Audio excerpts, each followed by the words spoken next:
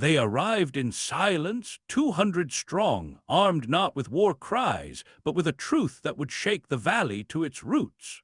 The wind curled over Broken Arrow Valley, pushing dust along the fence posts of the Whitlock farm like restless spirits seeking peace. Crows circled above like omens, their harsh cries cutting through the morning stillness. The sun hung low on the horizon, painting the sky in shades of amber and rose, casting long shadows across the weathered barn and the house that had stood for 3 generations. It was just past dawn when Jeremiah Whitlock saw the silhouettes, not 1, not 10. 200 Comanche riders stood motionless beyond his barn, their horses quiet as stone, their eyes sharper than arrowheads. They hadn't approached with drums or war cries, hadn't thundered across the valley with whoops and battle paint streaming. They had simply appeared, silent as ghosts, as if the earth itself had birthed them from the morning mist. Their presence filled the valley like a held breath, heavy with purpose and ancient power. Jeremiah gripped his rifle, the wood warm and familiar in his calloused hands. His heart thundered louder than the hooves had, though he realized with a chill that he hadn't heard any hooves at all. The silence was complete, unnatural, as if the very air had thickened around them. He was alone, except for the worst thought crawling into his brain like a poisonous spider, spinning webs of fear and desperation. Emma was missing. His 16-year-old daughter had gone to fetch water from the creek the night before, her copper hair braided with blue ribbons, humming one of her mother's old songs. She should have returned before full dark, should have been stirring the fire and preparing their simple supper. But the hours had stretched like taffy, and when the moon rose full and bright, casting silver light across the empty porch, Jeremiah knew something was terribly wrong. He'd searched until his lantern burned low, calling her name until his voice was hoarse, but the darkness had swallowed his words without echo. Now, faced with this impossible gathering, his worst fears clawed at his chest like wild animals. Had they taken her? Was she already miles away, bound and frightened, or worse, was she beyond help altogether? Jeremiah stepped out onto the porch, his boots creaking on the worn boards his father had laid with such care. Sweat was already chilling on his neck, despite the sun climbing higher, despite the warmth beginning to seep into the morning air. At the front of the Comanche line, a tall warrior with white paint streaked down his face like lightning bolts raised a hand. The gesture was neither threatening nor peaceful. It simply was, carrying the weight of ceremony and tradition. "I am Iron Bear," he said in perfect English, his voice carrying across the distance with startling clarity. "We come not for blood, but for truth." The words hung in the air like smoke, unexpected and bewildering. Jeremiah was frozen, his mind struggling to process what he was seeing, what he was hearing. These were the same Comanche who had been at war with the settlers for years, who had burned farms and taken lives, who represented everything the cavalry warned them about. Yet here they stood, weapons lowered, speaking of truth instead of vengeance. "Where's my daughter?" he croaked, his voice barely recognizable to his own ears. Iron Bear's eyes softened just enough, a crack in the warrior's mask that revealed something unexpectedly gentle beneath. "She walks between 2 winds now, let me tell you why." The tale unfolded like a desert sunrise, slow, stunning, impossible.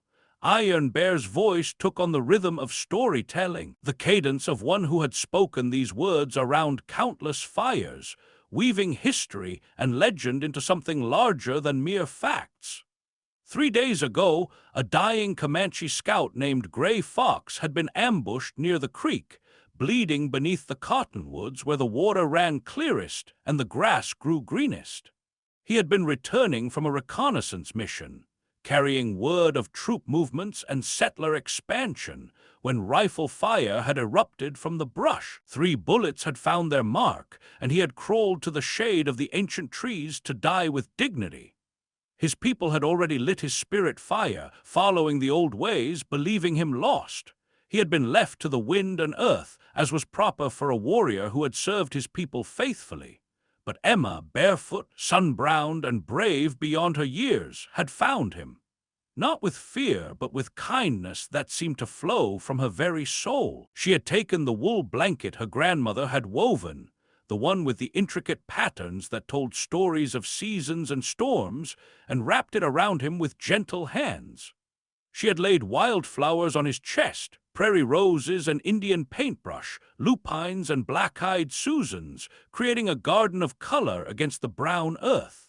She sang to him, her voice soft and broken, humming melodies her mother had taught her beside the fire on long winter nights, until his last breath rattled free. She held his hand, Iron Bear said, his voice dropping to barely above a whisper. She gave honor to a man her people would call enemy. She wept for a man who was not hers, whose blood was not her blood, whose gods were not her gods. By our law, by the ancient ways that govern all things, she became one of us. Jeremiah staggered back, his legs suddenly weak. The porch rail caught him, solid and real when everything else seemed to be dissolving into nightmare.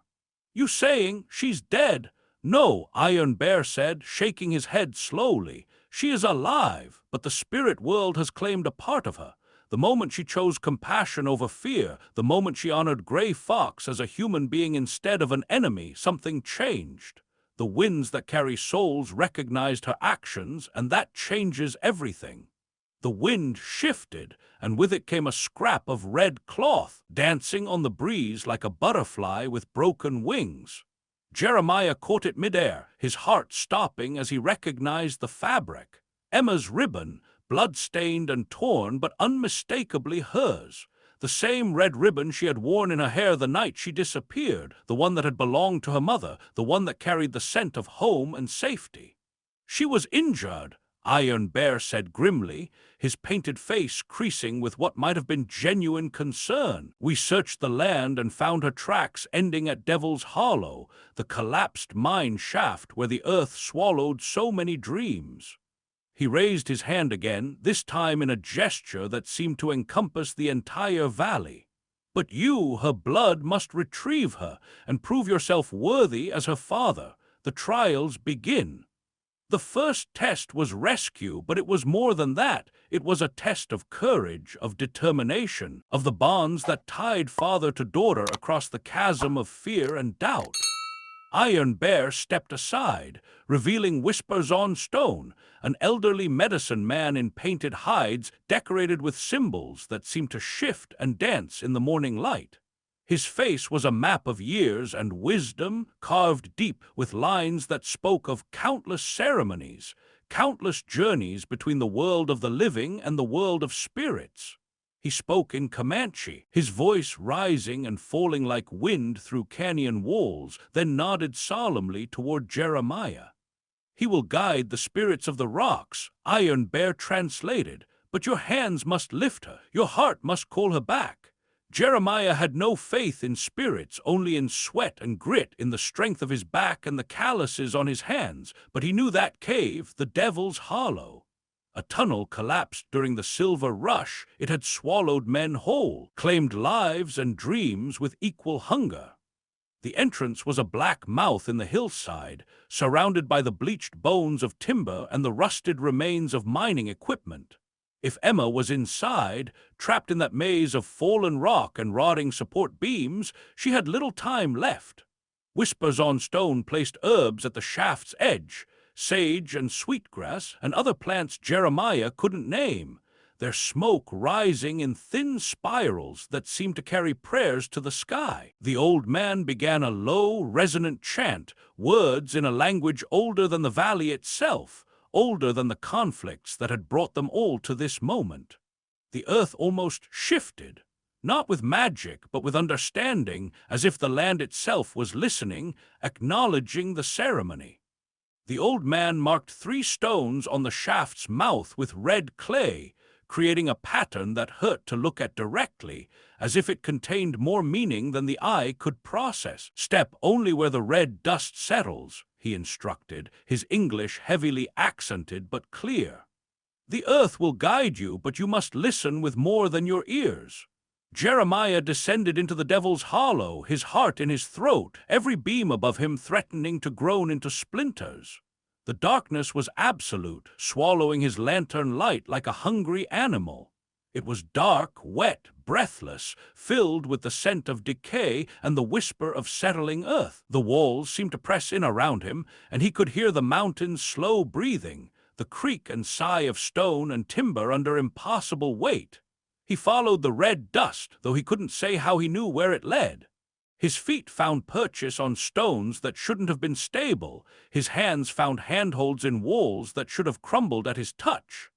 The tunnel branched and turned, a maze that had claimed so many lives, but something, call it instinct, call it desperation, call it the pull of blood calling to blood, guided him deeper. He saw her in a pocket of space where two fallen beams had created a small shelter, curled beneath a massive timber, her leg twisted at an angle that made his stomach clench. Emma's face was smudged with blood and dirt, her copper hair matted and tangled, her lips cracked from thirst and fear. Her fingers were curled around something, a feather necklace, intricate and beautiful, that seemed to pulse with its own inner light. "Emma," he breathed, his voice breaking on her name. Her eyes fluttered open, green as spring grass, reflecting the lantern light like pools of hope. "Papa," she whispered, and in that single word was relief and love and the unbreakable bond that had carried him through the darkness. He scooped her gently, mindful of her injured leg, wrapping his coat around her slight form. The earth rumbled, a deep bass note that seemed to come from the mountain's heart, and dust began to rain from the ceiling like snow. Just as the shaft behind them collapsed in a roar of ancient wood and stone, they broke into the light, gasping and covered in dirt, but alive, alive, alive. The moment they stepped into the sunlight, cavalry bugles pierced the horizon like silver knives cutting through silk. Lieutenant Alden Banks and 30 soldiers on horseback thundered down the ridge, rifles drawn, flags snapping in the wind like angry birds. The sight of 200 Comanche braves sent their fingers to triggers, and the morning air crackled with tension thick enough to cut. The soldiers formed a line, their horses dancing nervously, sensing the electric atmosphere of potential violence. "Stand down!" Banks roared, his voice carrying the authority of the uniform and the backing of the United States Army. His face was flushed with heat and excitement, his eyes bright with the prospect of the kind of engagement that would make a career. Jeremiah raised Emma in his arms, her weight precious and fragile against his chest. "They're not here to fight," he shouted, his voice cracking with exhaustion and emotion. Iron Bear did the unthinkable. He nodded, a single gesture that seemed to carry the weight of mountains. All 200 Comanche warriors dismounted and dropped their weapons, rifles and lances and war clubs falling to the earth with soft thuds that sounded like prayers. The gesture was so unexpected, so contrary to everything the soldiers had been taught to expect, that for a moment the world seemed to hold its breath. The soldiers blinked, their rigid formation wavering. Banks's jaw dropped, his carefully rehearsed commands dying on his lips. "What the hell is this?" Jeremiah stepped forward, sweat and dust caking his face, Emma cradled in his arms like hope made manifest. "This is a lesson," he said, his voice stronger now, carrying the authority of a man who had walked through darkness and emerged with his soul intact. "In honor." Back at the farm, Emma rested in bed, her legs splinted and wrapped, her face clean and peaceful in sleep. The sun was climbing toward noon, and the house felt different somehow, larger, more full of possibility. Iron Bear came with the second test as the shadows shortened and the day grew warm. "Sacrifice," he said, the word falling between them like a stone into still water. "You must offer your land," he continued, gesturing toward the fields and buildings that represented everything Jeremiah had built, everything he had inherited. "This earth, this home, this place where your blood has put down roots, not because we need it, but because you must prove you would give what is precious, as your daughter did." Jeremiah flinched, the request hitting him like a physical blow. The farm had been his father's and his father's father's before that, the only thing he'd built after burying his wife, after laying her to rest in the little cemetery on the hill where the wildflowers grew thickest. The deed was yellowed with age, signed by men whose names had been forgotten, but it represented security, identity, the promise of tomorrow. He stared at the deed in his hands, feeling the weight of generations in the brittle paper. Then, slowly, with hands that shook only slightly, he dipped the pen in ink and signed his name with careful strokes. "I sign it," he said, his voice steady despite the pain in his chest. "For her, for what's right." Iron Bear took the paper, studying the signature with grave eyes. Then, without warning, he ripped it in two, the sound sharp and final in the quiet room. "It was never about land," he said, his voice gentle with something that might have been approval. "Only heart." Jeremiah's shoulders sagged, but there was a peace in the pain, a lightness that came from letting go of what he thought he needed to hold onto. The farm was still his, would always be his, but now it meant something different. Now it was a choice, not a burden. The last test was simple, but perhaps the most difficult of all. "Will you let her belong to both worlds?" Iron Bear asked, his painted face serious as death. The question hung in the air like smoke from a sacred fire. Iron Bear looked him in the eyes, seeing past the surface to the man beneath, the father who had crawled into darkness to save his daughter, who had signed away his legacy without hesitation. "She is Comanche now, by her own choosing, by the ancient laws that govern such things. But she is also yours, born of your blood, raised by your hand. Can you raise her with both truths in her heart? Can you let her walk between worlds without trying to pull her back to only one?" Jeremiah thought of Emma singing to a dying enemy, of her gentle hands and generous heart, of the way she had always seemed to see the world differently than others. He thought of the feather necklace she had clutched in the darkness, of the way the old medicine man had looked at her with recognition and respect. "She will know both paths," he said finally, his voice carrying the weight of promise. "Both stories, both ways of seeing the world." Iron Bear bowed, the gesture formal and full of meaning. "Then you have passed." He reached into his satchel and pulled out Emma's wool blanket, the one she had wrapped around Gray Fox in his final moments. But it was different now, beautifully mended with colored threads in sacred Comanche symbols, each stitch a prayer, each pattern a story. The geometric designs spoke of wind and water, of the path between earth and sky, of the place where two worlds met and became one. Folded inside was the feather necklace she had held in the mine, each feather perfect and whole, strung with beads that caught the light like captured stars. The warriors rode off as quietly as they had come, their horses' hooves making no sound on the dusty earth. They flowed across the valley like shadows, like memories, like dreams half-remembered upon waking. Lieutenant Banks stared after them, speechless, his carefully laid plans for glory and promotion dissolving like smoke in the wind. Emma stood beside her father, wrapped in her blanket, the feather necklace around her neck catching the afternoon light. She looked stronger, changed by her time in the darkness, marked by her journey between worlds. Her green eyes held new depths, new understanding, as if she had seen something in the mind that had aged her beyond her years. Over time, she became a bridge between worlds, teaching English in the Comanche camps during the long summer months, sharing stories and songs around their fires, learning the old ways and the new. She taught their language to the settler children, helping them understand that the people they had been taught to fear were human beings with stories and dreams and sorrows just like their own. She told stories not from one past, but two, weaving together the threads of different traditions into something new and beautiful. Jeremiah never left the farm, but he built a new room, larger and brighter than the others, filled with Comanche carvings and English books, with paintings that told stories from both cultures and maps that showed the paths between worlds. The shelves held artifacts from two peoples, his grandmother's china beside Gray Fox's war club, his father's Bible next to sacred stones that Whispers on Stone had blessed. The land became a sanctuary where no rifles fired and every seed was planted in peace, where visitors from both worlds found welcome and understanding. The valley would never forget the day the warriors came not for war, but for a girl who chose compassion over fear, who saw the humanity in an enemy and honored it with her tears.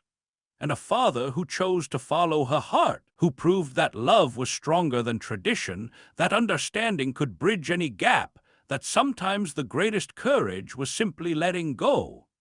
The wind still curled over Broken Arrow Valley, still pushed dust along the fence posts, but now it carried different whispers, stories of two peoples learning to see each other as human, tales of a girl who walked between worlds and made them both richer for her presence.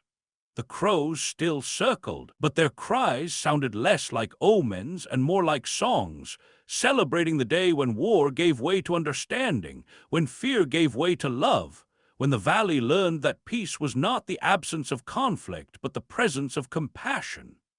And in the evening, when the sun painted the sky in colors that had no names, Emma would stand on the porch with her father, wrapped in her blanket with its sacred symbols, the feather necklace around her throat catching the last light. They would watch the horizon together, seeing not the end of the world, but the beginning of something new, something better, something that honored both the past and the future in the space between two breaths, two worlds, two ways of being human.